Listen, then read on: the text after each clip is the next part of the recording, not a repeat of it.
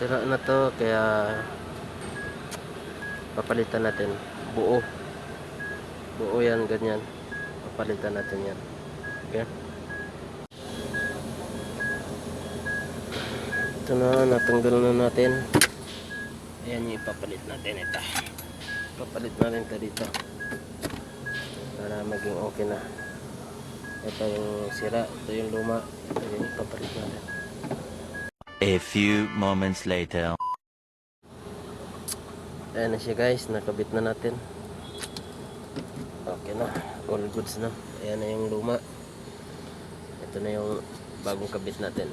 Bagong luma kasi ano to, second hand lang. Pasliya. Thanks for watching. Please subscribe.